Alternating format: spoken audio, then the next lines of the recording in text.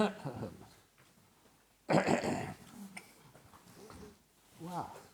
there's more. They've grown. Yeah. Yoso Bhagava Arahang Sama Sambuddho Sawakato Yena Bhagavata Dhammo Supatipano Yasa Bhagavato Sawaka Sangho Tamayang Bhagavantang Sadhamang Sasangang Imehi Sakare Hiyatarahang Aropite Hiyapi Pujayama Sadhuno Bante Bhagava Suchira Pariniputopi Pachima Janata Nukampamanasa Ime Sakare Dugata Panakala Bhute Patikan Hatu Amhakak Dikharatang Hitaya Sukhaya Alahang Sama Sambuddho Bhagava Buddhang Bhagavantang Abhivademi Suakato Bhagavata Dhammo Dhammang Namasami Supatipano Bhagavato Sawaka Sangho Sanghang Namami Namo Tassa Bhagavato Arahato Sama Sambuddhassa Namo Tassa Bhagavato Arahato Sama Sambuddhassa Namo Tassa Bhagavato Arahato Sama Sambuddhassa Iti piso Bhagava Arahang Sama Sambuddho Vichacharana Sampano Sugato Lokavidu Anuttaro Purissa Dhammasarati Sata Deva Manu Sanang Buddha Bhagava Tamahang Bhagavantang Abhipujayami Tamahang Bhagavantang Sirasa Namami Suakato Bhagavata Dhammo Sanditiko Akariko Ehipasiko Opanayiko Pachatang Veditapo Vinyuhi Tamahang Dhammang Abhipujayami Tamahang Dhammang Sirasa Namami Supatipano Bhagavato Sawaka Sangho Ujjapatipano Bhagavato Sawaka Sangho Yaya Patipano Bhagavato Sawaka Sangho Samichi Patipano Bhagavato Sawaka Sangho Yati Chatari Purisa Yugani Atta Purisa Pugala Esa Bhagavato Sawaka Sangho Ahuneyo Pahuneyo Dakineyo Anjali Karaniyo Anuttarak Punya Ketang Lokasa Tamahang Sangang Abhipujayami Tamahang Sangang Sirasa Namami.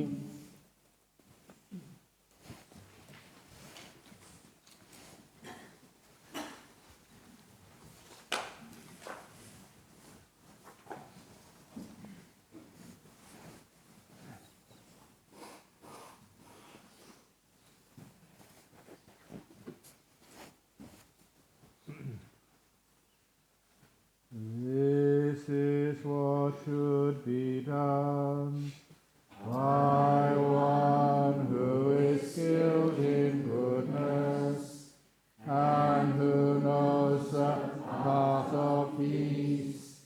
Let them be able and upright, straightforward and gentle in speech, humble and not conceited, contented and easily satisfied, not busy with duties, and frugal in their ways, peaceful and calm, and wise and skillful, not proud and demanding in nature.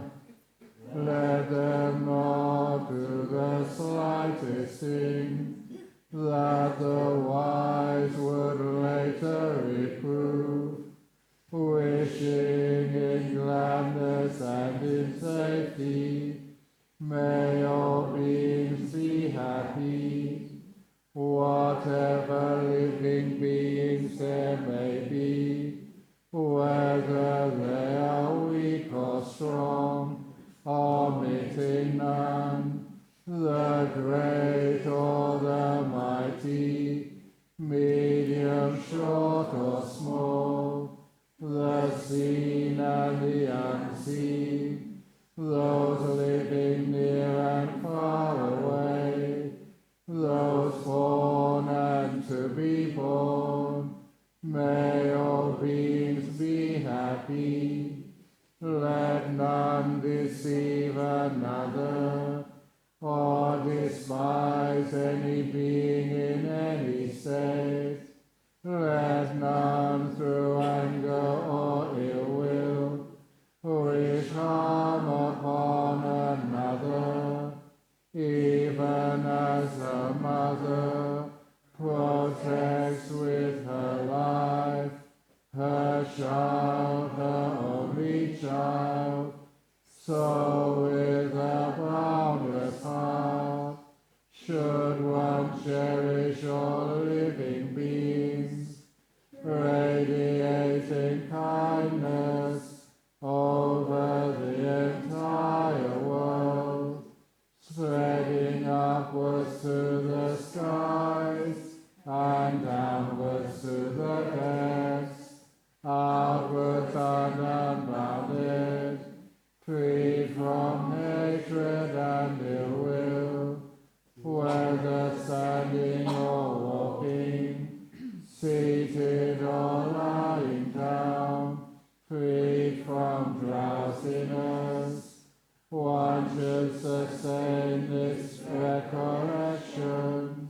This is said to be the sublime abiding, by not holding to false views, the pure-hearted one, having clarity of vision, being free from all sense desires, is not born again into this world.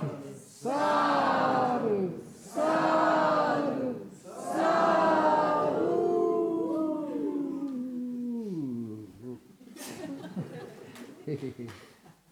Great, no questions this evening. No, we can go now. Oh no. We found the questions. You ever notice no matter how much time you give to answering questions, there's always another one.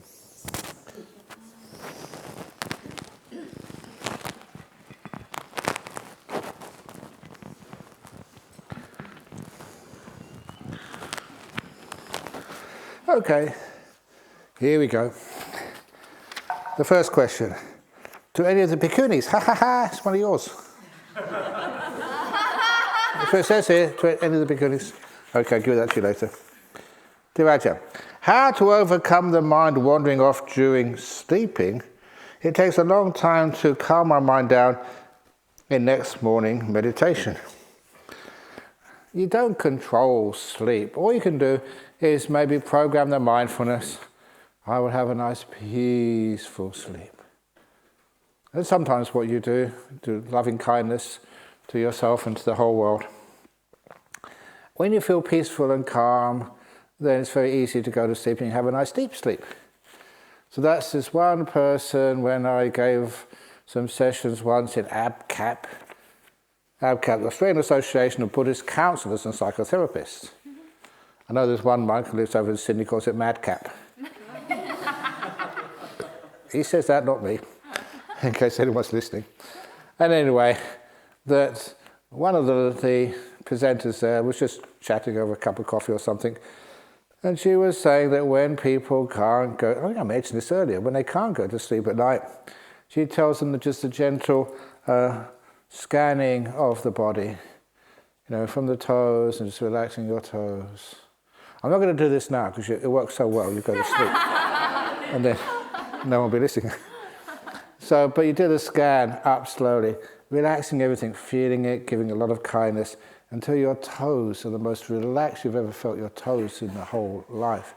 You're in bed, and then the feet, even go like the soles of the feet, the uppers of the feet, and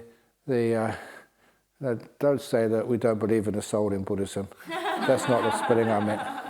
And then the heels, and then the ankles. They just go up slowly and just relax it. And after a while, you really enjoy it because you're relaxing the whole of your body and you feel what it's like to have the body just, you've had a busy day, even just walking back to your hut or something, and alas, you're laying back there nice and comfortable, everything is nice and settled. You've got nothing to do for a few hours until you wake up in the morning. And especially here, because it doesn't matter if you don't make it to tomorrow's chanting. Well, I must say that tomorrow's chanting is special. Tomorrow's chants is the last chance.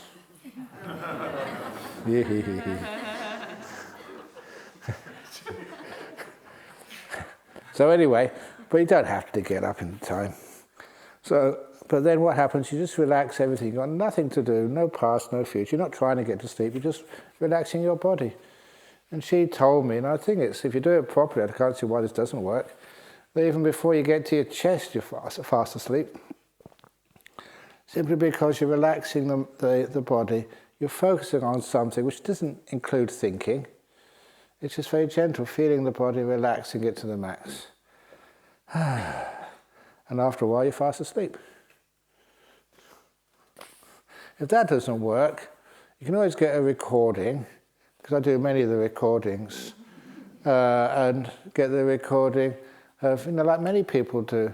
They listen to, when you were a kid, sometimes your mummy or your daddy would read you a story when you were going to bed. So you can think of one of Ajahn Brahm's stories, like the coffin story. It's a good excuse to do this one. So you record this and you play it to yourself at night time when you're in bed, nice and comfortable. Nice Ajahn Brahm telling a story so you can have a nice sleep.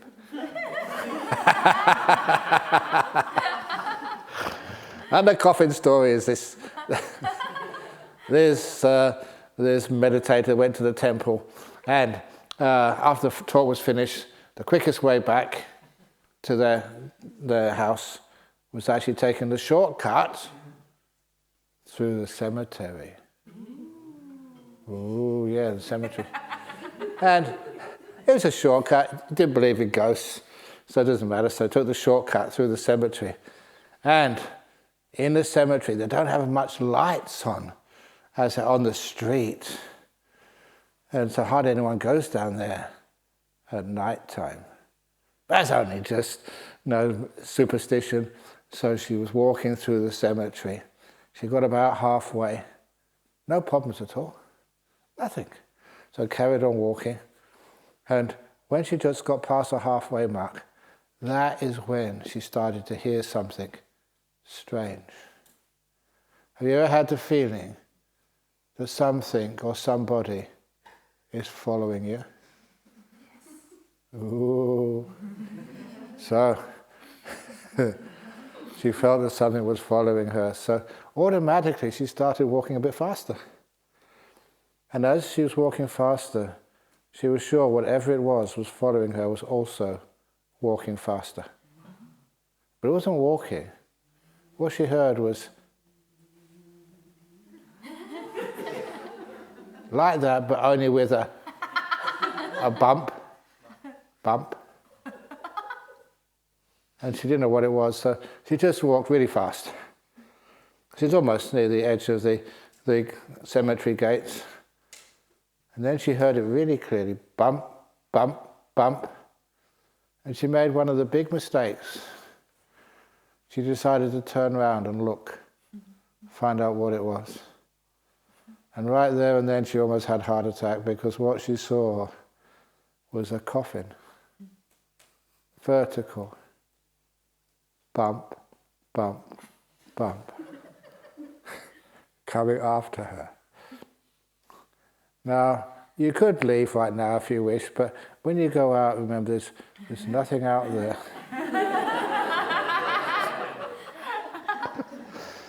Bump, bump, bump. It's quite a long way to your cottage. Bump. Bump, bump, bump. And it's a vertical coffin, and you could see the cobwebs on it and the dirt just falling off it, but it was coming after her. And that was it. So she really freaked out. She ran as fast as she could out the cemetery gate, thinking maybe the coffin's not allowed outside, but no, that coffin came right outside the gate too. I was bumping down the road after her. And fortunately, her house was very close by, so she actually didn't open the garden gate, the gate to get into the garden. She jumped over that and got to the front of her house, got out the keys from her pocket, and she dropped them on the ground. Oh my goodness, and as she dropped them on the ground, she saw the coffin had reached the garden gate. Bump, bump, bump, bump. And she thought maybe the coffin can't jump. Coffins can't jump. They go bang into the garden gate. Bang!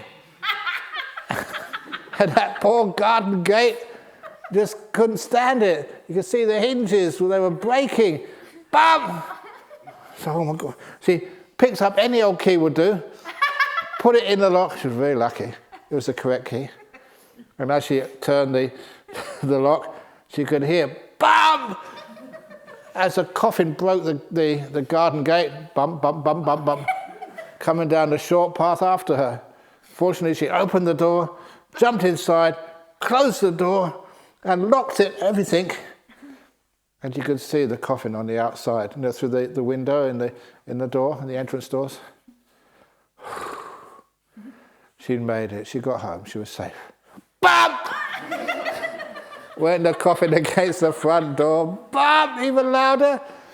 And that front door that's supposed to be the most secure door in the whole house, bump! And it was giving way, bump! The wood was splintering, bump! The hinges were coming off, bump! The screws were coming out. So she ran upstairs. The only other room in the house which had a lock was the toilet. So he was standing on the top of the stairs when with a huge... Yes. Only louder. And it went right through the front door. And there was no escape now, she thought. But she was just watching down there in total fear. And then he saw the coffin. You know, he's got into the house now. He looked to the left, couldn't see her. Looked to the right, couldn't see her. Looked up. Bump, bump, bump, bump. As it started to come up the stairs. And so she ran into the bathroom, locked the door, and had nowhere else to run to. Bump! Against the bathroom door, louder bump! She knew she was done for. Because that door could break down, so that coffin could break down the front door. The bathroom door was nothing compared to that. Bump! The coffin came in, broke down the door, and she was just facing it. She didn't know what to do. And sometimes it's really great when you don't know what to do, because then you innovate. She just reached for something on the shelf to throw at that coffin. It was some medicine for something or other. So she threw it against the coffin. And the bottle broke and all this brown liquid fell over the coffin. And the coffin stopped. Never moved again. It was cough mix. Stops the coffin. Oh yeah, okay. You can groan as much as you like. But that's like these stories that people tell at night to calm down the kids when they go and go to sleep. Sorry about that. Couldn't resist.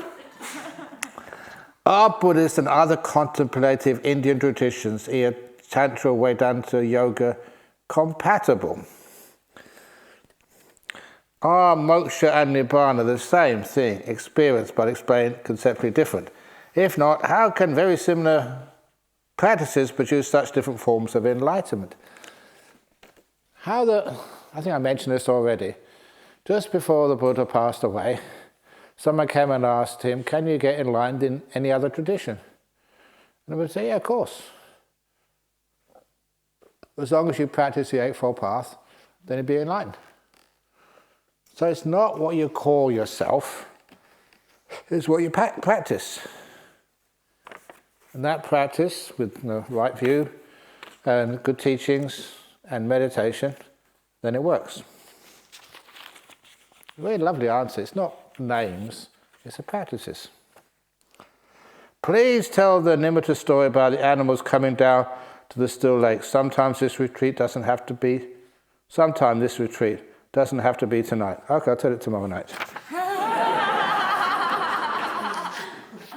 What? Yesterday's ones. Yesterday? Oh, did you do this yesterday? Yeah. So then, Right. I think there was some left over from last night. but I've eaten now yesterday's ones actually. Okay, so you answered this already? No. Oh. Okay. Sorry, I think I mentioned this before to you, but it's a very nice simile. Ajahn Chah's simile. This is the real simile of the still forest pool. I remember him telling me this. He said a still forest pool simile, that sometimes when you are going into the jungles just for some solitude and you're walking, you have to find some water, a lake, a pond, or a little river. You can't find things like wells or some taps, because this is the jungles, it's away from people. So you find a nice little lake or something, or river, and then you wash, because you always feel really dirty after a day's walking. You strain some water, to drink, and you maybe wash a robe or something, and then you set up your mosquito net umbrella, not right by the edge of the water, maybe about 10 or 15 meters away from the edge, because the animals would come in the evening. And he said Ajahn Chah just told me that sometimes he'd sit there, he'd do his little washing and stuff, and set up his mosquito net umbrella and sit there quietly, sometimes with his eyes open. It's amazing, even though there may be just starlight, you still can see amazingly when your eyes are used to the darkness. And especially if there's a moon up, then of course it's gorgeous, you can see so clearly. And he said he'd wait there sometimes, it was a clear night. And of course then the jungle animals would come out to drink by the still forest pool. The ordinary animals, the tigers and the bears and stuff. And remember that the most dangerous animal in the forest, in the jungle, is us, human beings. Human beings have killed more animals, more tigers, than tigers have killed humans. And so when they come out, they would be very sensitive. First of all, the leader of the pack, whoever it was, would come out and sniff. Remember, they couldn't see very well, so they'd sniff and they'd listen. And if they could hear the sound of a human being, they would run away. Even if they were tired, even they were thirsty and really needed a drink, they wouldn't risk it. Because after they come out, just their young would come out as well, the cubs. And they would go and play by the still forest pool. Only if they thought there was no one there to watch them. So Ajahn Chah said he had to be perfectly still. Not even saying, oh yeah, or be afraid. All those upakalesas in the Upakalesa Sutta applied. And if he was very still and calm, then the animals wouldn't know he was there. They come out to play, and he said it was great fun. This was before Nature Channel, National Geographic or whatever. So, to see it live by yourself, 50, 60 years ago was amazing. And then, he said, after the ordinary animals came out and played and messed around in the lake, then the very rare animals would come out. Animals which very few people see. So beautiful, but so sensitive. And those beautiful, rare animals would come out and play by the still forest pool, but he had to be very still then. And he said that his teachers and his parents had never told him such gorgeous animals existed. And that was referring to nimittas in a simile. Be really still, not excited. And the still forest pool always refers to your mind. They come out to play by your mind. And they're great fun. Even like somebody today was asking about a nimitta sometimes, and this is a nice thing to describe and the solution. Sometimes the nimitta comes up, it doesn't center, it's over here somewhere, or up above or something. It's not centered. And a nice way of looking at that, it's like the nimitta is testing you out. Are you still enough for me? Because if you go looking for it, moving your attention, doing something, it all gets disturbed and you lose that nimitta. You just got to stay where you are, don't do anything, be absolutely still. Just like you have to be absolutely still when these animals come out to play by the still forest pool. If you are absolutely still, that nimitta, no matter where it starts from, will center itself right in front of you. You don't move. Don't do anything. Let the nimitta come to you. And that's how it works. And if the nimitta isn't beautiful enough, maybe the first nimittas come out, they're just the ordinary animals. But then the special ones come out afterwards. You have to be very still for those. When they do come out, they're gorgeous, like you've never seen before. That's the simile of the still forest pool.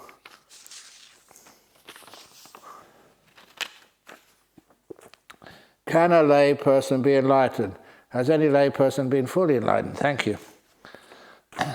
Some years ago, there was some teacher over in, it was in Sri Lanka at the time, and there's one of the disciples, no, sorry, not disciples, one of the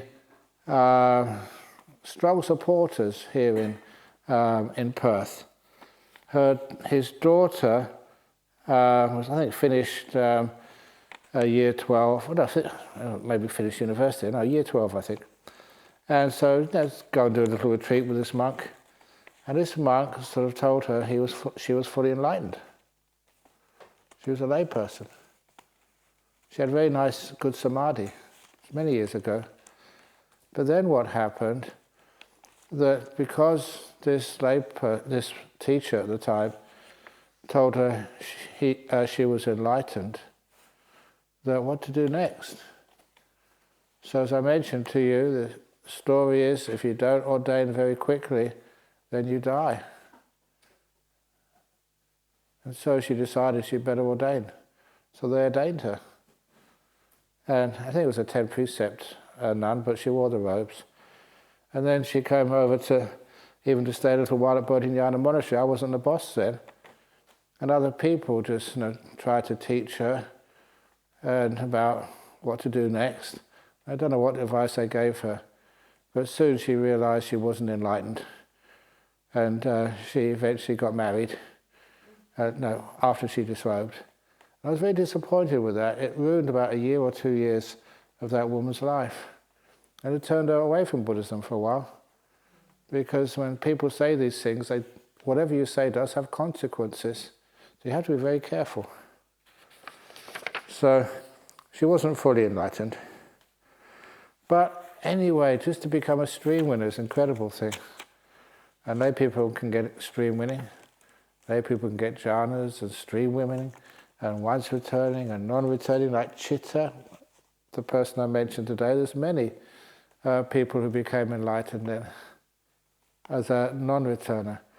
But you can know who's a non-returner as a layperson, because there's so many things which... there was this one fellow who was the Gatikara, the potter story. And Gatikara, he was a non-returner. And the only reason why he didn't ordain, because his two parents were blind and he had to look after them. But it was really inspiring just how he looked after his parents, a lay person. But what he would do, he was a potter.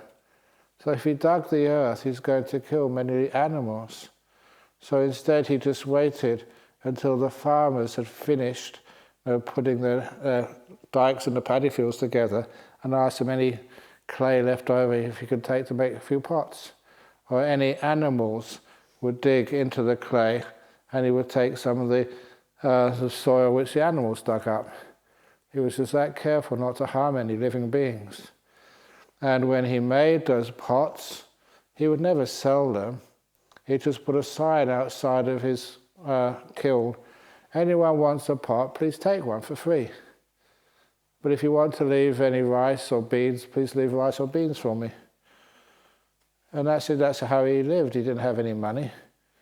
But, because he didn't need very much, that's how he got enough to support his old mother and father. And when I saw just how, like a non-returner, someone who's achieved some understanding of the Dhamma, you pretty much tell pretty easily, just, they're such a simple living person. They're not concerned with things. So, they can be,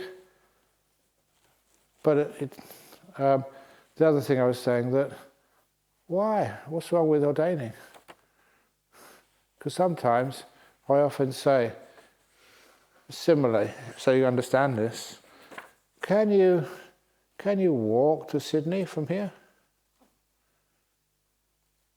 Forget about COVID and stuff, but that just complicates things. But can you physically walk from here to Sydney? Of course you would. You don't have to go by plane or by bus.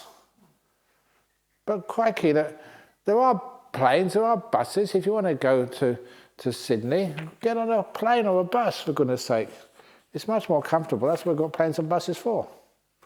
It's the same with being monks or nuns, or even just being novice monks, novice nuns, or even just joining the Sangha and just being an Anagarika there. That is possible. And the reason why the Buddha set these things up, because it's a much more convenient path for you. A lot of people who do really get into the practice say it's very disturbing living at home. It's very disturbing living life. Because sometimes that story I told you about going to the Centrelink, can you prove who you are? And I couldn't. Because you just don't fit in. Anyway, is there one right Buddha effigy or statues as appear different? What age is the statue depicting? And also looks kind of female as well as male in different depictions. Excellent. Because the idea of the statue is not to be a lifelike representation of the Buddha. For example, you can see the little thing coming out the top of his head. Do you think that was real? That's what he really had? If it was, then people would sooner or later find out who he was. And so, as I mentioned one story, there's other stories as well.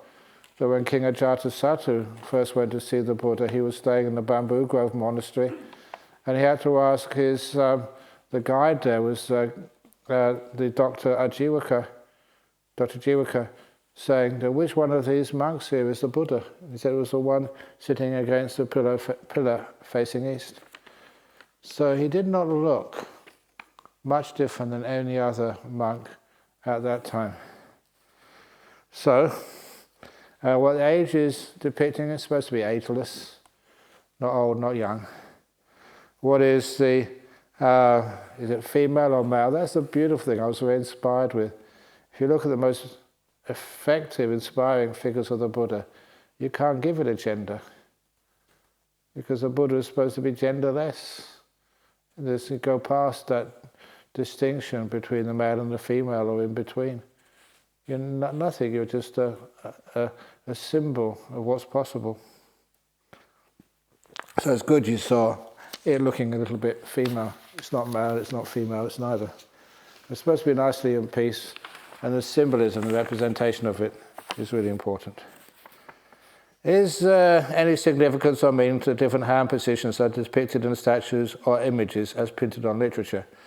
Yes, of course. You can see, we haven't got one here. They're usually on a standing position. They've got their hands in front like this. And that's actually for playing soccer when there's a free kick happening. If you know your soccer, you've seen that many, many times. And this over here is being a policeman. In other words, no, there's no real meaning there. Sometimes they say this is having the earth bear witness that when the Buddha was enlightened, he deserved to sit on that seat or whatever. But many of these things, they're not so important, but you can give them importance and make it very beautiful.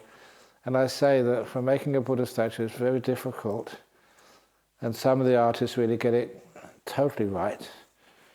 And you can not see that by the hand mudra, but just by the figure on the face and just this depiction. And sometimes it's just so peaceful and beautiful. And you see, I've seen obviously thousands of Buddha statues in my life.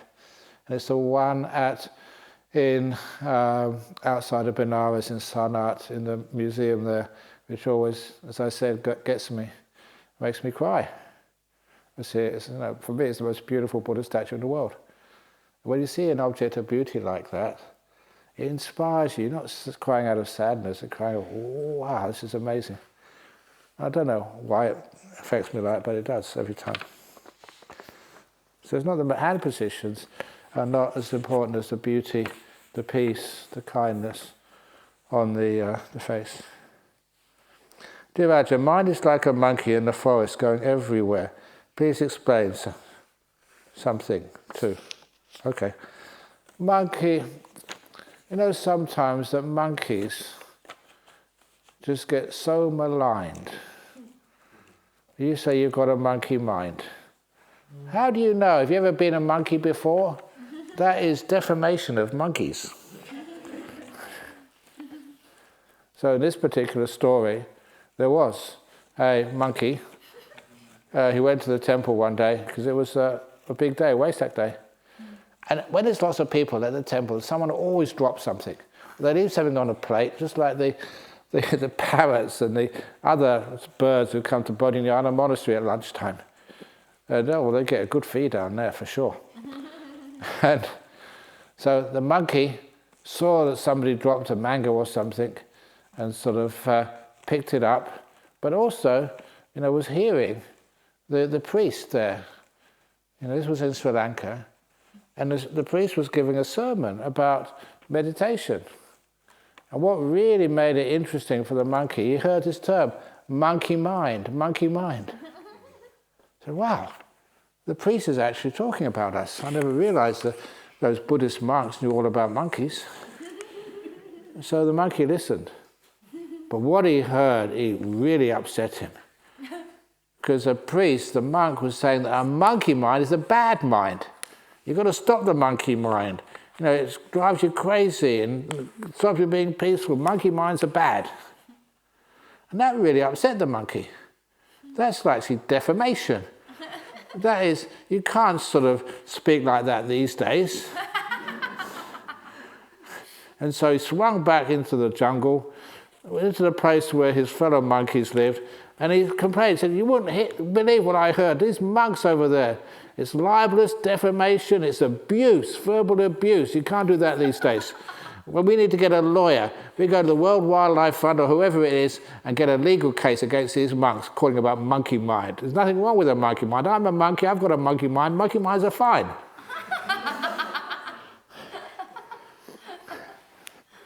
And all the other monks heard that. So monkeys heard that. Oops. All the other monkeys in that forest heard that, and they started jumping up and down. These monks are no good. Monkey mind is okay. We're going to have to do something about this. We can't just sit around and let this happen. But then the head monkey in that little troop of monkeys, he said, listen, that's exactly what those monks were talking about. Look at you, jumping up and down. That is what he means by the monkey mind. You jump up and down, you complain, you do all this stuff, but you never get anything done. And the other monkeys said, oh yeah, that's right. I suppose we'd have to accept we're monkeys, we have monkey minds. But the head monkey said, listen, I've also been to that temple and I've been listening. There's a way to overcome the monkey mind. How do you do that? He said, well, you've got to meditate. So all the monkeys said, yeah, let's meditate. We want to meditate. Yeah, meditation is good. We're going to meditate. Shut up and calm down, said the head monkey. I said, what do we do? He said, you've got to get like cushions, like the Zaffus, first of all. Yeah, let's get a cushion, the Zaffu. Yeah, we can do that. So I went into the forest and they got some grass and they got some leaves and they got some nice things and they put them all together into some nice thing and they sat on the, now what do we do? Now what do we do? Tell us what to do next. And the old monkey said, now you sit on there, left foot over the right foot, left paw over the, no, that's what I read it, right paw over the left paw, straighten your backs and close your eyes. And all the monkeys did that. It was the first time in history, even in Sri Lanka, that monkeys meditated. And they were so quiet for about 30 seconds. And then one monkey put his hand up. Excuse me.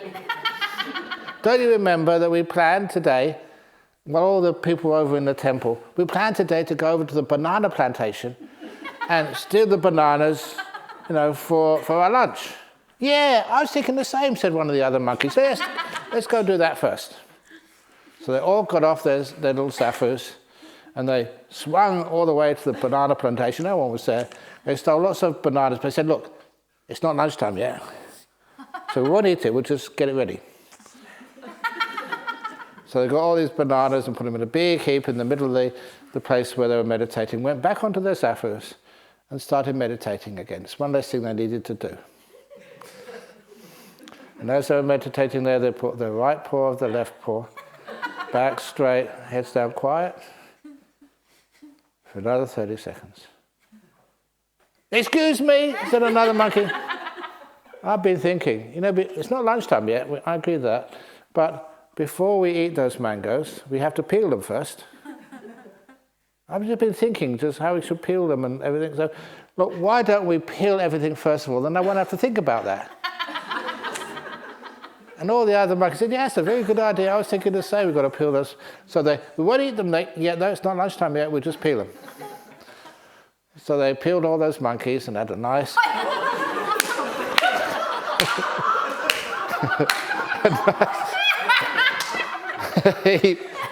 and peeled bananas. They didn't eat them yet. They went back to their cushions, sat on the cushions, right paw of the left paw back straight. One less thing out of the way. And they sat quietly. Excuse me, said another monkey, I've been thinking. You know how we think. He said, before we eat those bananas, I never said it. Before we eat those bananas, it's true. Before we eat the bananas, we've got to put them in our mouth before we eat them. So let's get that out of the way first of all. We won't eat them yet, won't swallow them. It's one less thing I have to worry about and think about. And yeah, good idea, great idea. So they all got a banana each and put them in their mouth. They didn't eat them yet. A couple of monkeys got 2 bananas in their mouth. One got 3. And then they, with bananas in their mouth, they went back on the cushions.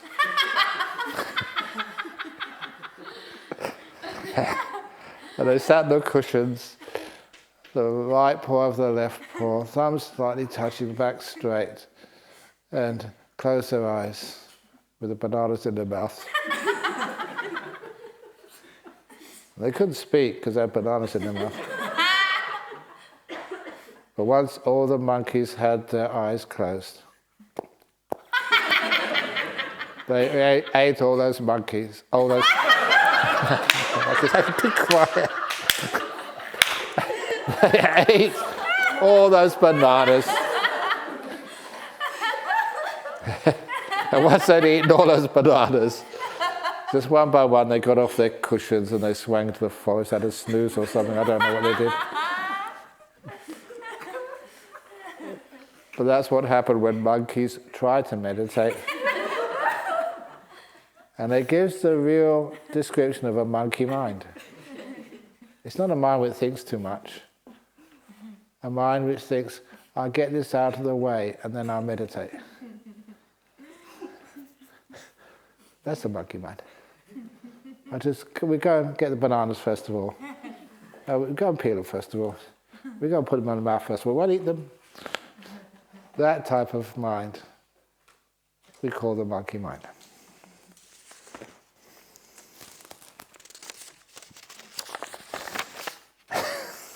Dear Ajahn, what should we do if we have rats or cockroach infestation since we're unable to kill them? Oh, I love the rat. What? Oh, you love the rats. If you love the rats, how nice rat. No, honestly, that sometimes that even recently, there's one of the ladies here, she didn't have infestations. They were outside her house, but there's no way she could stop them coming in. And so I told her to do this, and she said she didn't believe me, but she had a lot of faith in me, been following me for a long time, so she tried it and she said it worked. I told her to go do some chanting for those ants outside her house. Just do some loving kindness chanting and tell those ants, please leave, because if you don't leave, I will have to do something like spraying and stuff. I don't want to harm you or hurt you. There's plenty of places you can live outside, but please don't live in my house. Otherwise it's going to be dangerous for you. She said that with kindness. And she said after a week, the ants had gone. She didn't really believe me, but she wanted to try it out. So that's what happened. So if you have like rats or cockroaches, sometimes we have mice in the kitchens at Bodhinyana Monastery. But there's plenty of Buddhist mouse traps. These are ones which don't kill the mice, but capture them. So then when we got the mouse in the trap, then what do we do with it? We thought about this a long time. We decided the obvious thing to do is we've got to take it away from the monastery. So we take it up Kingsbury Drive to Carnet Prison Farm. We think, well, that mouse has done bad karma from stealing from the mice, so it can go in jail for a while. And that's what we used to release the mice in Carnet Prison Farm. And for cockroaches, we once had a number of German cockroaches was their name, and infested the kitchen over there. But afterwards, we found out that where they come in was a lot of times we weren't keeping the kitchen clean enough, and also that on cardboard. So that we asked everybody, please don't bring cardboard into the kitchen. You can sort of leave it outside, and then we can take the fruit or whatever's in there inside the kitchen, but don't bring it inside, because sometimes they hide in little holes in the cardboard. And then it's been pretty okay since that time. Sometimes you get a few mice in there, but we put the traps out there and catch the mice. And then we take them to Carnet or other nice places. But do you like mice? You can always take some to your place if you want. Reading Chitta Samyutta, is it in the Vinaya rules that a monk shall keep quiet if he does not know the answer to a lay person's question? No, not always. And sometimes you just say, I don't know. If so, is it the duty of the lay people not to repeat the same question if the monk kept quiet the first round? No, not always. Because sometimes you don't know if that monk was just didn't hear it properly. Or sometimes it happens that the senior monk knows the answer, but wants somebody else to answer it, just to give that other person confidence. There's all sorts of reasons why you don't answer it, but ask somebody else to answer it for you. Just like in that story of Albert Einstein, just when the chauffeur was pretending to be Albert Einstein, was asked a tough question, and the chauffeur said, "That's such an easy question, even my chauffeur in the back can answer that." Remember that story? Yeah. So that could be what happens.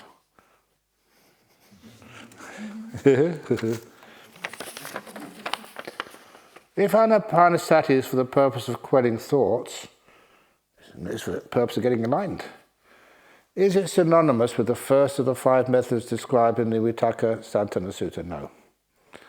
Anapanasati is much bigger than that. When life pulls at us, emotions threaten to overwhelm. What is the bridge from such unwholesome states to become well established in the first of the 5 methods described in the above-mentioned sutta? No, just life pulls at us. It just lures us in, but it doesn't physically pull us in. Sometimes you can think, what do I want to get involved in that for? I remember when I was a young monk, sometimes I still had lust, and sometimes you think, well, I'm still young. Not anymore. I remember a few girlfriends which I knew. And no, stop it, Ajahn Brahm. But then what I did to try and overcome those fantasies, they work very well, is actually fast forward them.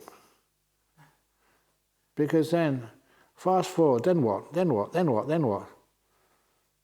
And then all the fun was actually in trying to get there.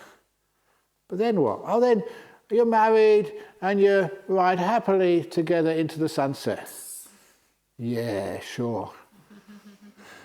And so when you thought that through further, then what?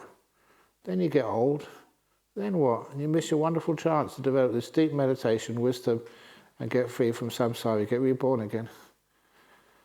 So I noticed something, that a lot of time what really pulls at people is the promise that the next chili is a sweet one.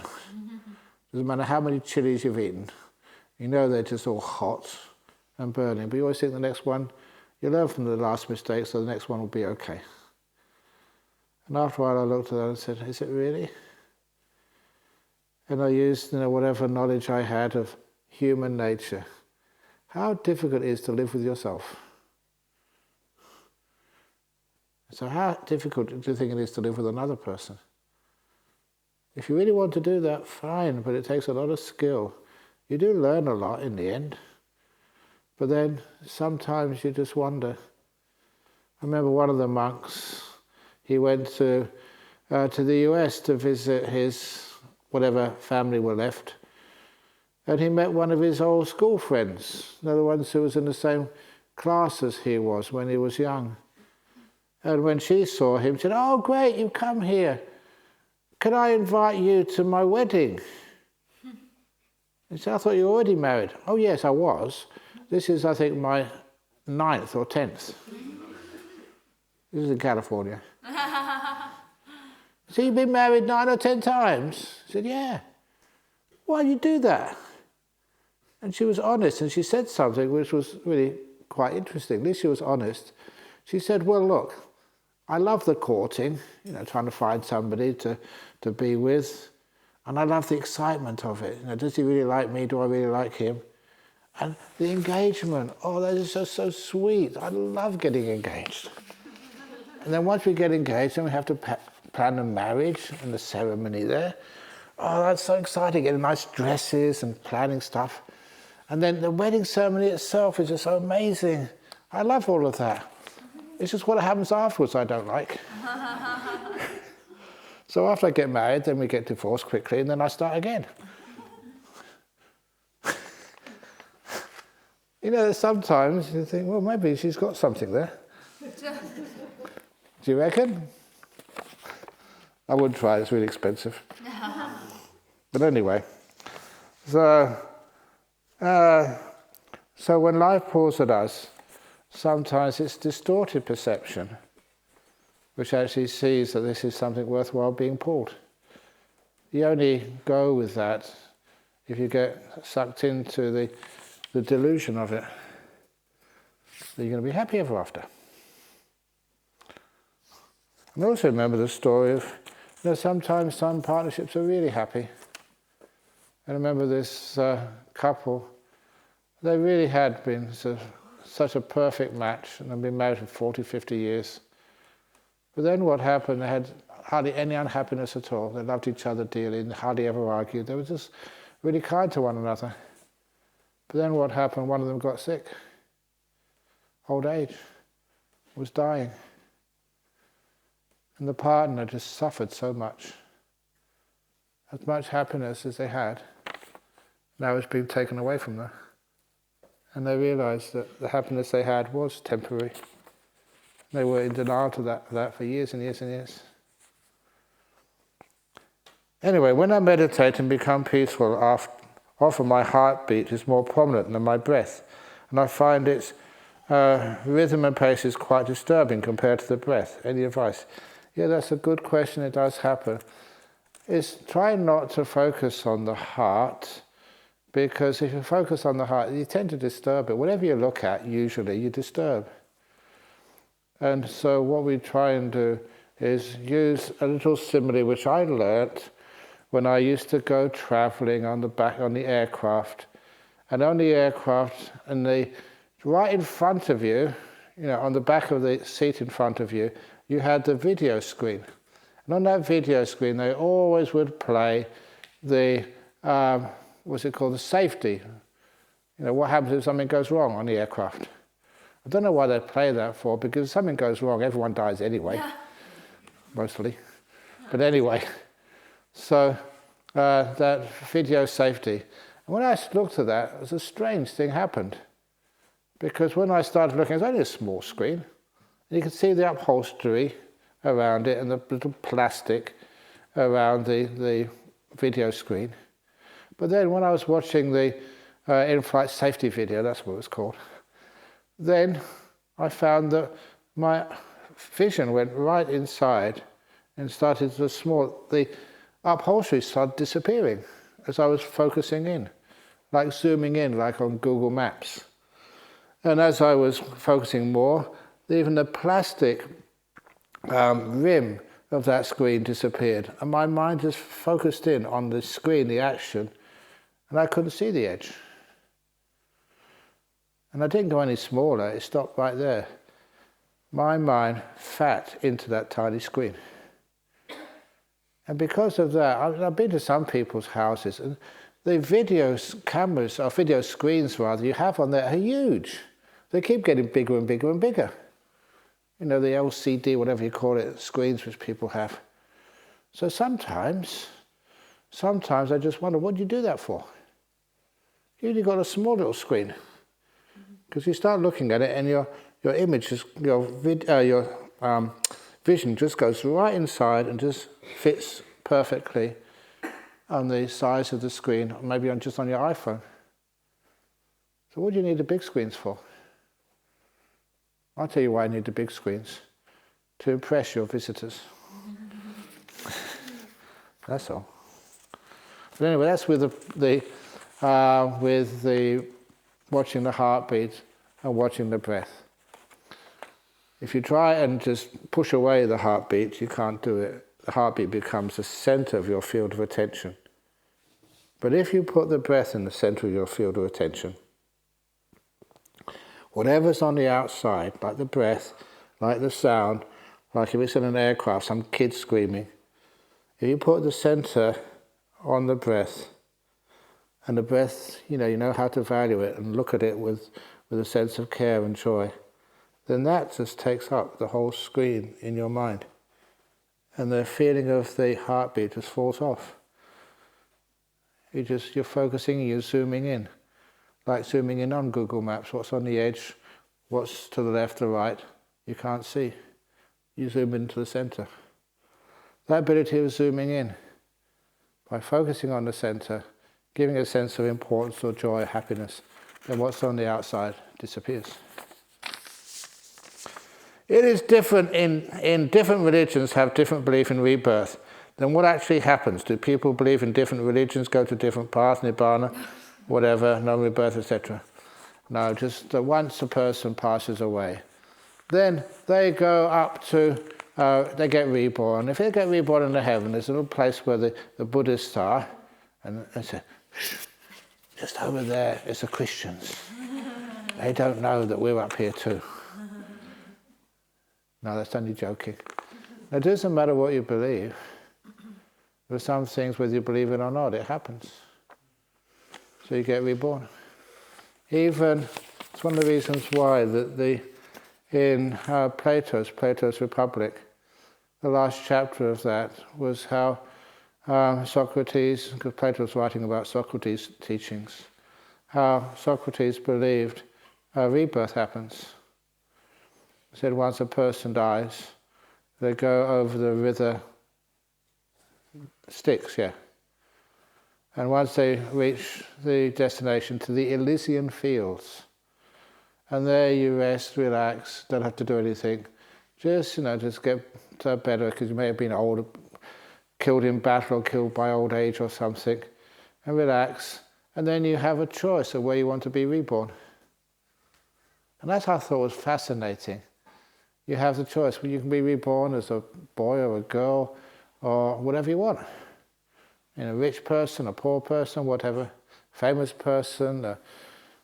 You have that free choice. And they say the stupid people always want to be reborn as a rich and famous person. And he said the really smart ones get reborn as just in the middle somewhere. Not rich, not poor. Not that skilled or not that unskilled. He said the middle path, you're not really famous, you don't stand out, is a much more peaceful life for you. That also reminds me of a little poem which when I first read I thought this is brilliant, and I wrote it in the book Opening the Door of Your Heart. It's in there somewhere. And it was on the birth of a child, I think by Sung Po. On the birth of my child, my son. Most people, when they give birth to a child, wanted to be intelligent and smart. I, said the author, through intelligence, having wrecked my whole life, only hope the boy turns out to be stupid. Then he will live a tranquil life, and later on he will find success as a cabinet minister.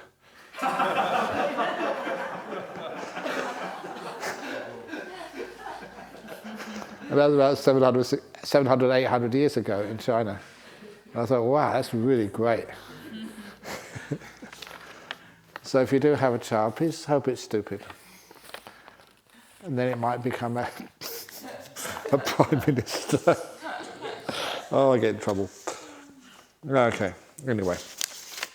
There are certain truths which actually transcend religions. You know, that's why sometimes when you say these things that people can, no matter what religion, oh, this really makes a lot of sense.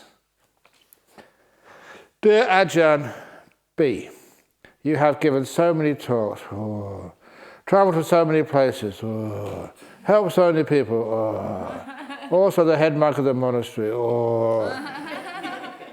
you work so hard, yeah. Do you ever feel burnout from all these responsibilities? I can't.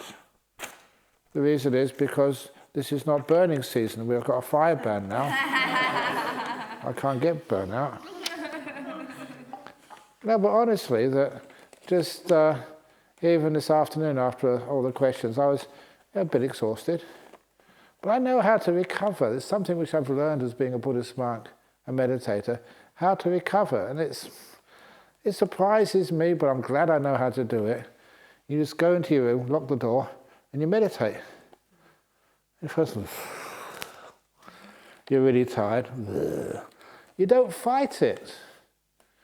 That's a big trick. You just, it's cause and effect. Been working too hard, and I'm an old man now.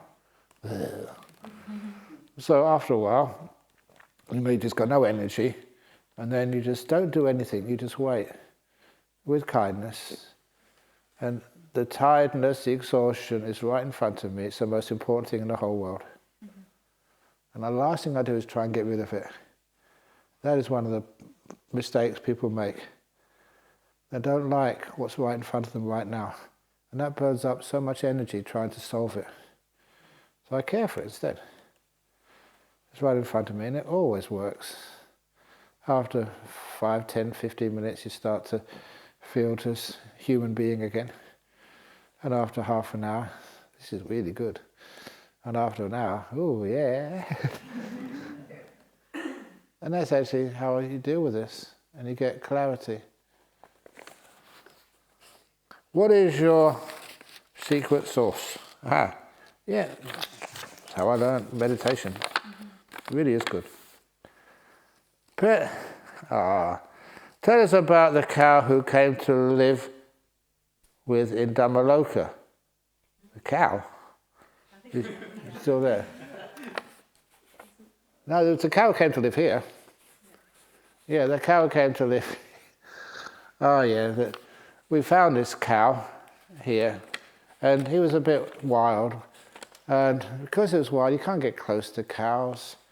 And so we left him alone for a while. And I think it was it Christina who started looking after it? Posada did, but I think Christina as well. Yeah. But anyway, just leaving some good grass. We bought some grass or hay for it. And just left it there just to get its confidence that we're not going to harm it. And then it took about a year, didn't it? Before it became okay with us. And once it became okay with us, wasn't scared of us, we could actually see it had escaped from Carnet Prison Farm. And so its marker says, so we rang up, we can't steal things.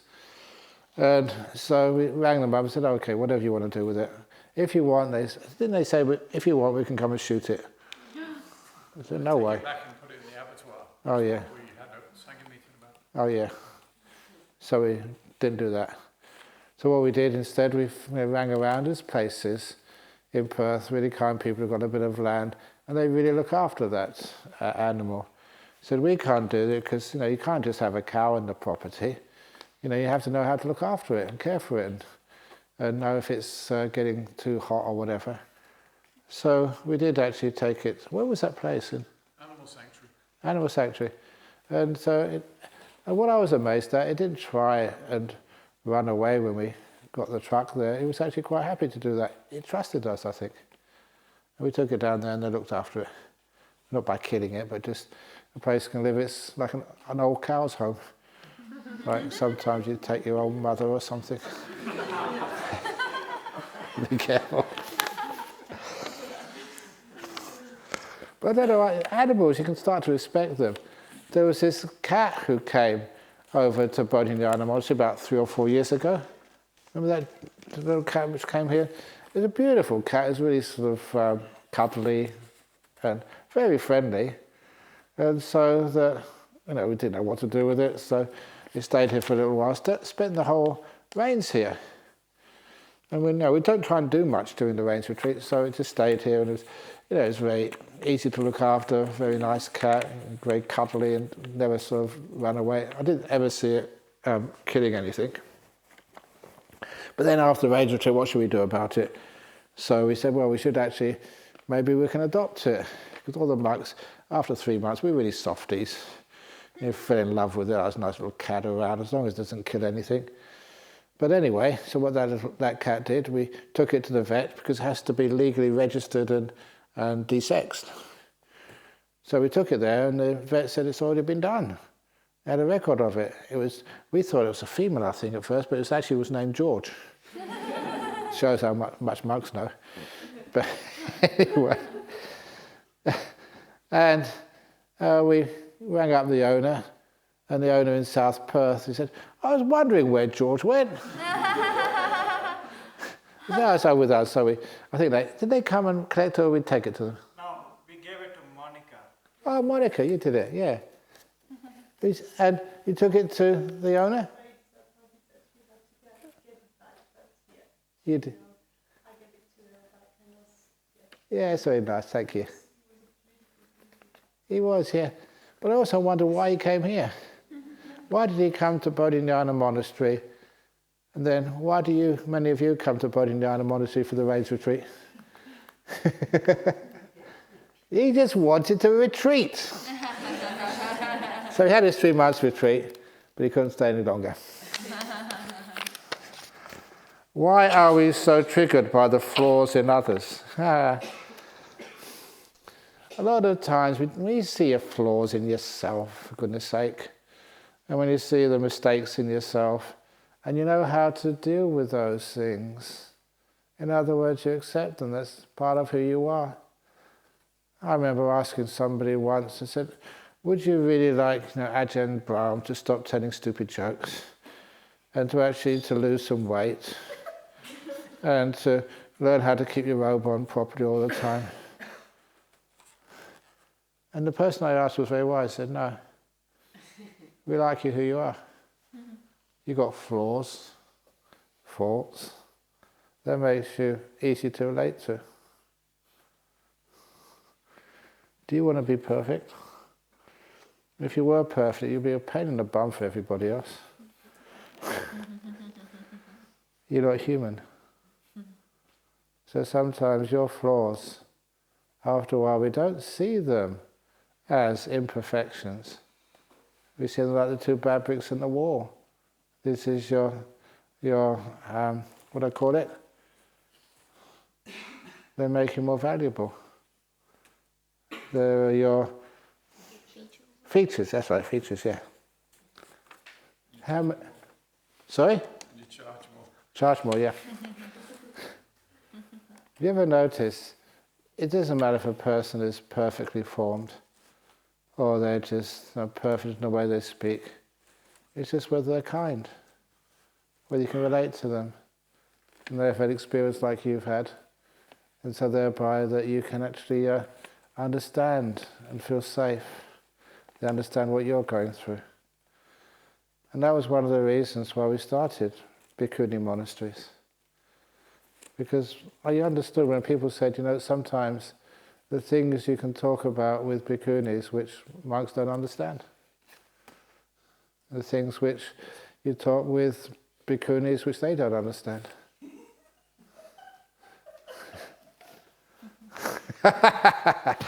Yes, okay.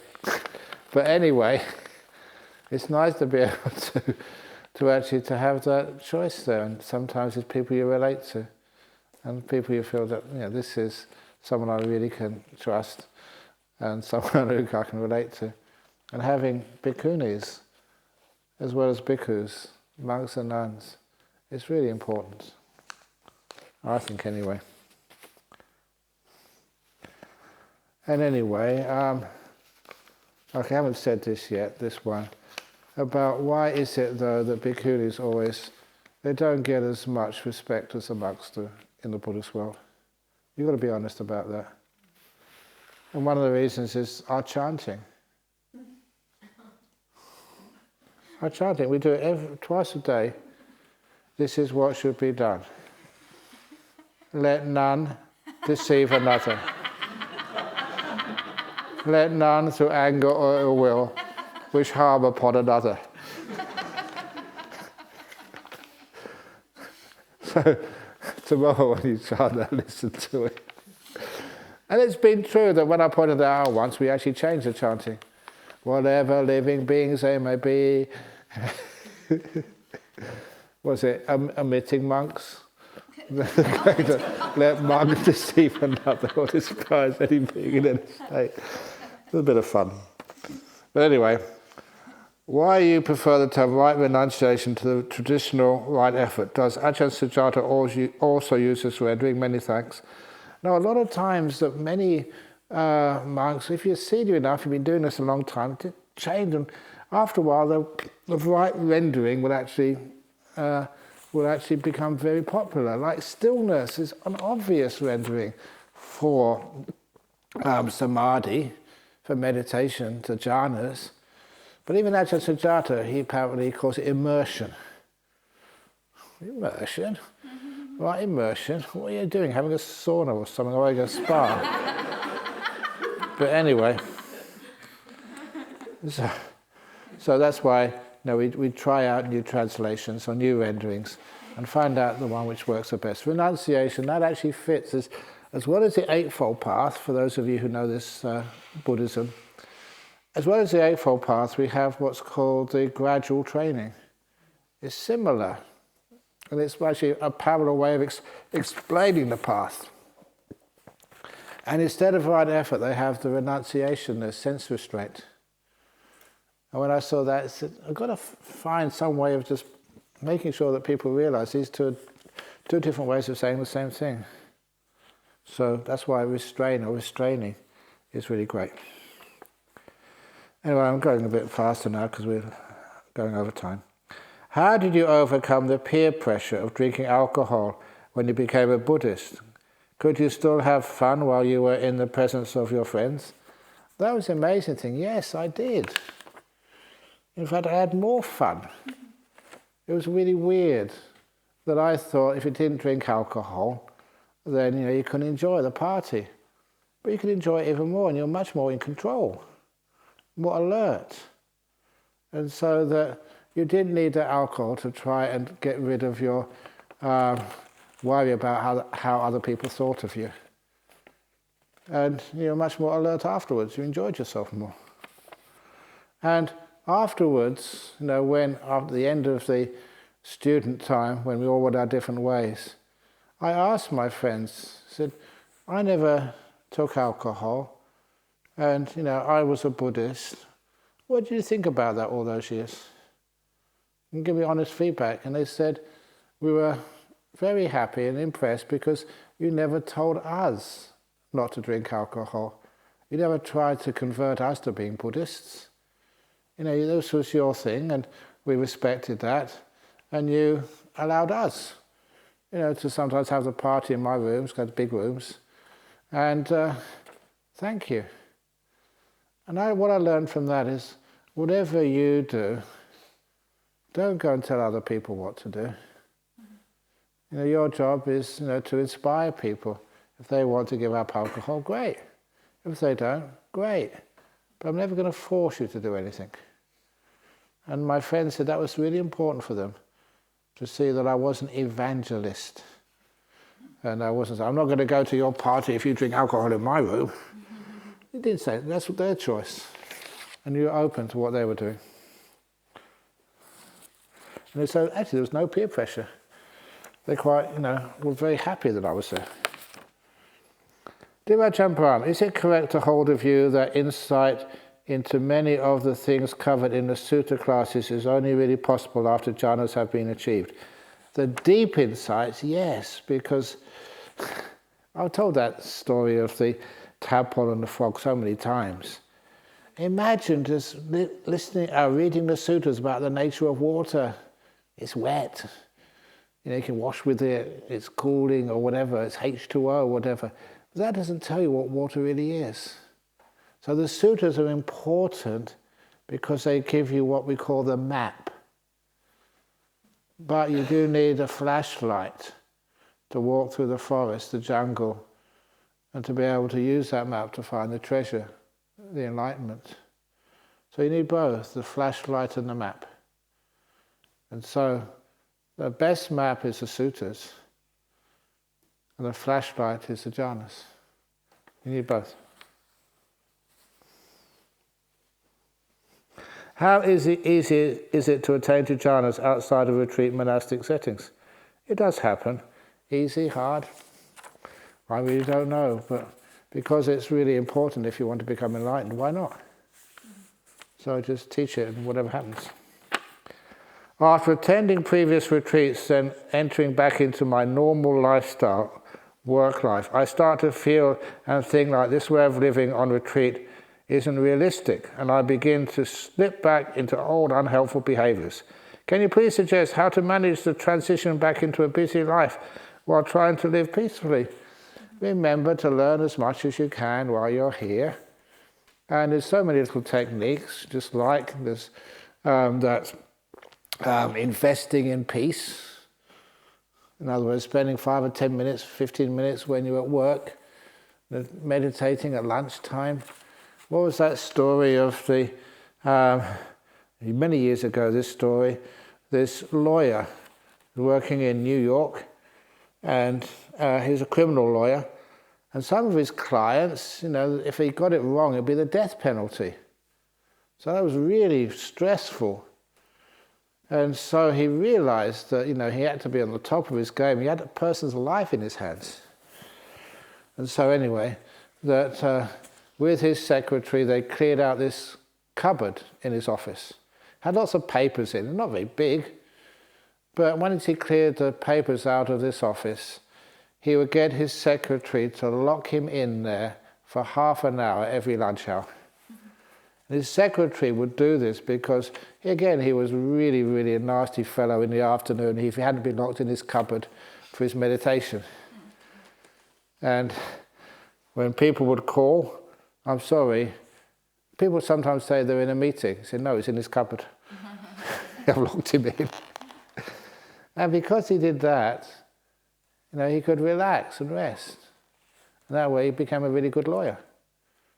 And he wasn't so stressed out, so he could really see things clearly. And I often say that, always remember, when you're in school, you have playtime in the morning, playtime in the afternoon, a rest at lunchtime, because a child can't learn, it can't perform if it's 8 hours solid work.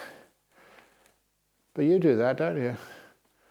After work on whatever you're doing, hour after hour after hour after hour.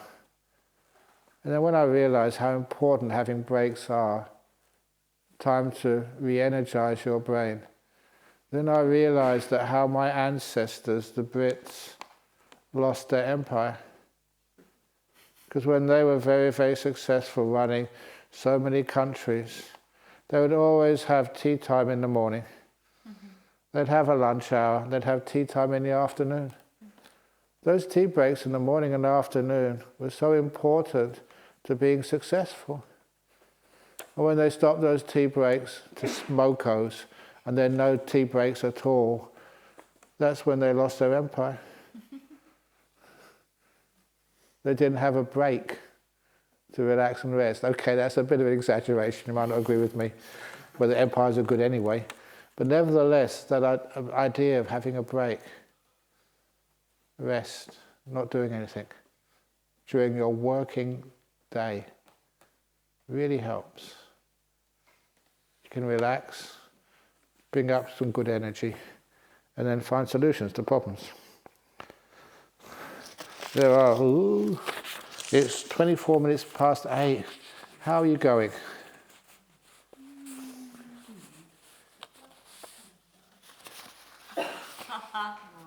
Haha.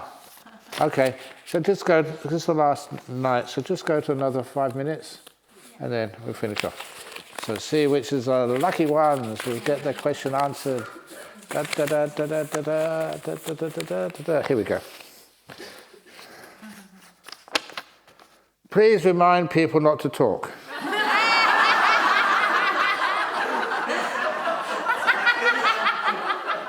In the dining room, walkways, etc. Thank you. Okay, I'll do another one. How about some real ghost stories on the last night of the retreat? I did that with the coffin joke. Sorry? I have got a confession. Ooh. Do you want to hear it? Yes. Why? It's other people's stuff. Last night, under cover of darkness, I touched a Buddha inside the pagoda. Sincerely yours with a big heart. Not me, not mine, not herself. Who did that? Yes. Okay. I feel I have found an inner space from where I can watch thoughts, body discomforts and feelings and emotions. The inner space feels compassionate, stable and always there. Could you please comment on this? Very good. It feels good. Then continue. I am so grateful to be here. What do you mean? But you are here. You're always here. Sometimes people think, I'm going tomorrow. I'm not going anywhere. Wherever I go, I'm always here. It's just you're not here tomorrow. Do you ever notice that? You're always here. Like somebody asked me, so this is some time ago, some of the nuns, are you going to be around tomorrow? I said, look, I'm around every day. But it's nice to be in the present moment, yes. I'm so grateful to be here. I just did this all already. Crikey. Yeah, please excuse me. I love this moment very much. Thank you, Ajahn, and to everyone. You guys are wonderful, much better. Only the guys? No, all guys mean in Australia, all people. Dear Ajahn, quite a number of times I was at places where I have never been before. Were you allowed in there? However, somehow I have a feeling that I've been there before, but not physically. If it is true and if future is uncertain, then how could this happen? Oh, that sometimes you have deja vus. And if it's only a little bit in the future, then it can be true. Dear Ajahn, how do you end a meditation? You don't. You think you do, but the meditation keeps going on. I've ever noticed that I think now it's time to finish this session, but then I let go of that thought like I do with all other thoughts and just continue meditating. Is this okay? This is brilliant. Or should I stop when I think I should stop? No. Just let the body and mind decide. Comment. 60 billion stars review. Best retreat ever. We haven't finished yet. The best is yet to come. Best retreat ever. The Sutta classes were excellent. Thank you, Ajahn Brahm, the nuns, Leha and Christina, and all the fine people who brought us food. That's something which is really wonderful, isn't it? Just all the food which you got here was brought to you. You didn't pay for it. If you paid for it, that would be just offensive to the people who bought it. You just want to make sure you have a good meditation. And sometimes that is, it's humbling. But people, they've been on these retreats, they know what it's like, they want to give you the very best. And they come all the way from Perth, put these things in the car. Sometimes they get up so early in the morning. and they bring and they wash up for you as well. That is some of the nicest parts of the retreat. It's all done with no money involved. How can I maintain mindfulness when I return to a world with distractions like Facebook, Netflix, coronavirus, road rage, irrational people, attractive people, identity politics, China's ambitions, flat taxes, and Kentucky Fried Chicken?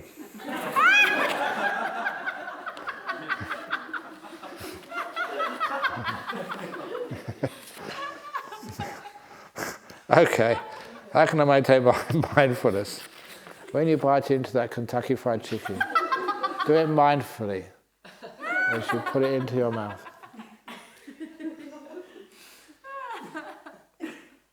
You know, sometimes I was on this, for another temple, I was in Kuala Lumpur, they were raising some funds for something.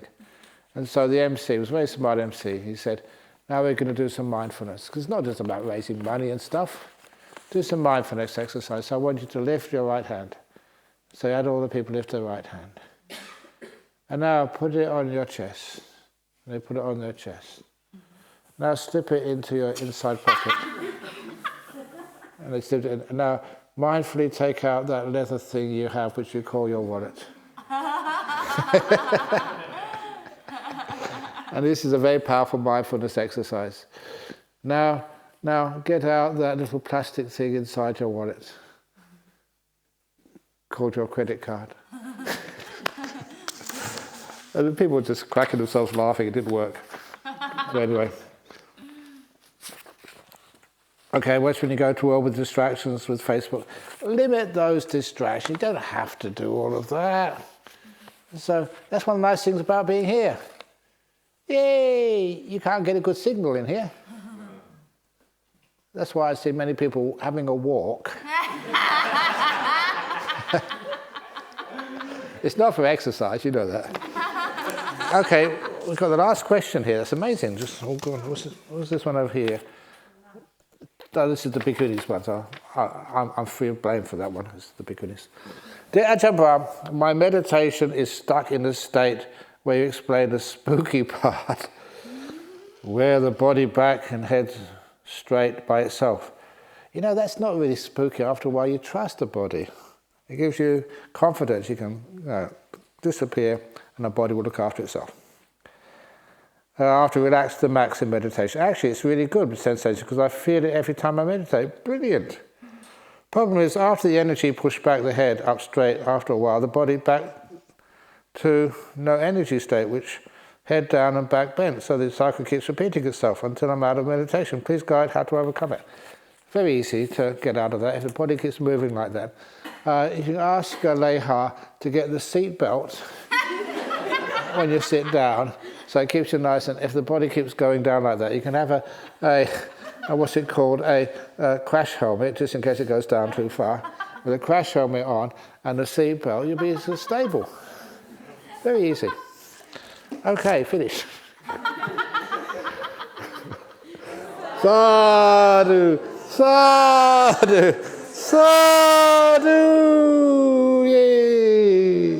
And I apologize. Those are some of your questions. I hope you forgive me. I'm not trying to make fun of anybody, but just have to do it very quickly. And having a bit of humour does actually make the questions go much faster. Okay, so. No, this is for Bhikkhunis.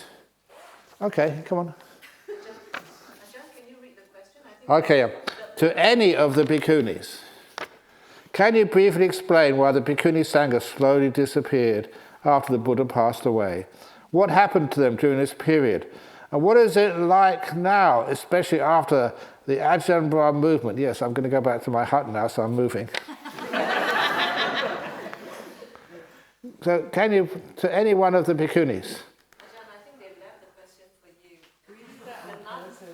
No, it's not me. Bhikkhus. Why the Bhikkhuni Sangha slowly disappeared after the Buddha passed away? Now, one of the reasons was that one of the rules was that a Bhikkhuni should only ordain one disciple every 2 years. But we didn't do that because it's only, we need to get the Bhikkhuni Sangha started. That may be one reason. The other reason that the Bhikkhu Sangha itself got less and less and less for a while. Sometimes it disappeared in some places. For example, it disappeared in Sri Lanka. Remember? And I think the Dutch were there, and they got monks over from Thailand.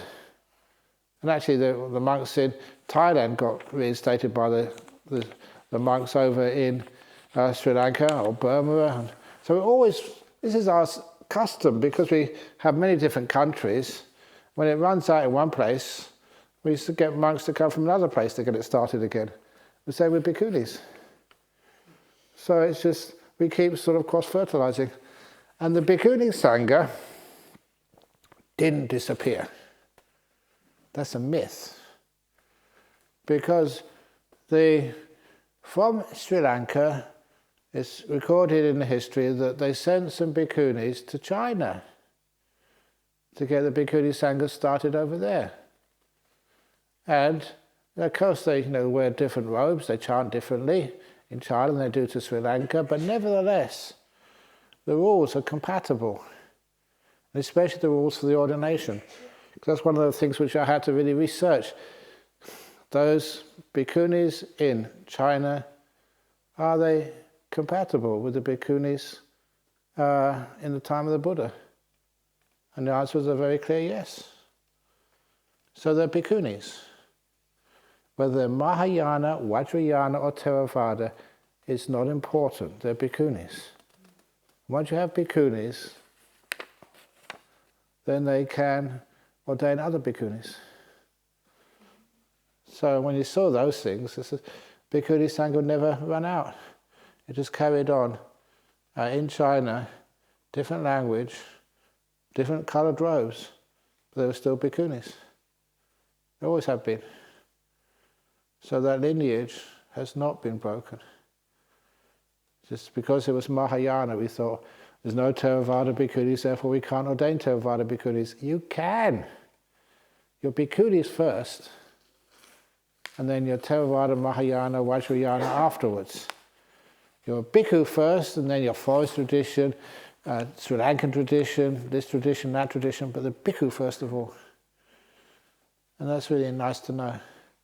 Sometimes people like to make different sects, and you can't come into our sect. No. But of course you can. That's just that elitism sometimes is not part of the Buddhist tradition. And if they do have different sects within the Buddhist tradition, it's mostly for preserving power and prestige. It's got no real justification in the teachings of the Buddha. Even the Buddha actually said that anybody who unites sort of two different sects of Buddhism in Thailand or in Sri Lanka or Burma, anywhere, if you manage to get them to come together, that's incredibly good karma. And it's easy to do. And one of the sayings is there are two reasons for creating different sects, Nana Sangwasa.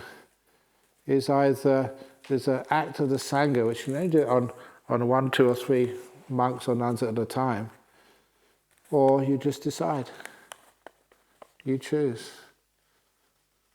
You don't need any great Sangha karma, a great meeting of all the monks. If I wanted to, say, be a Korean monk, Jogje order, they're compatible with us. Their Vinaya is very similar. And I wouldn't need to sort of disrobe and start all over again. I just go over to South Korea and just change my robes. I still keep all of the seniority of 47 years as a monk. And to me that's beautiful. We've got this tradition all over the world. And it's nothing which really divides us, except from ignorance and power and privilege. Yeah, identity view, yeah. But this is how the Buddha taught it, and it's brilliant. And so that means you can... Personally, it feels great. You can go anywhere in the world. There's a Buddhist monastery there. Can I come in to stay the night? you have to be allowed to stay. Because every monastery in our world does not belong to the Thai tradition. It doesn't really belong to the BSWA. The monastery belongs to the Sangha of the Four Quarters, present and yet to come. It means all monks, all nuns, now and in the future. Four Quarters means east, west, north and south. Everywhere. I kind of like that idea. It's for all monks and nuns. Yay. So that's why it never really disappeared. It was hidden, but you thought, hey, it's there. Once you get rid of the politics, it's so easy to restate it and get it going again. Everywhere.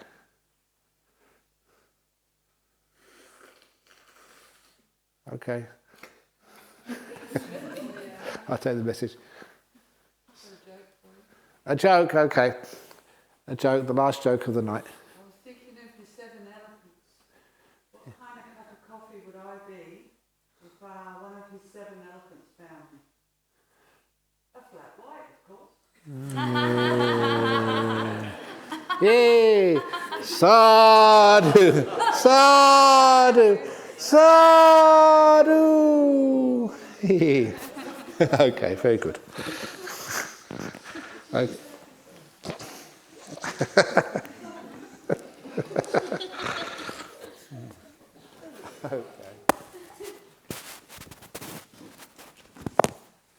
Again, sorry for going over a bit late, but it's the last night.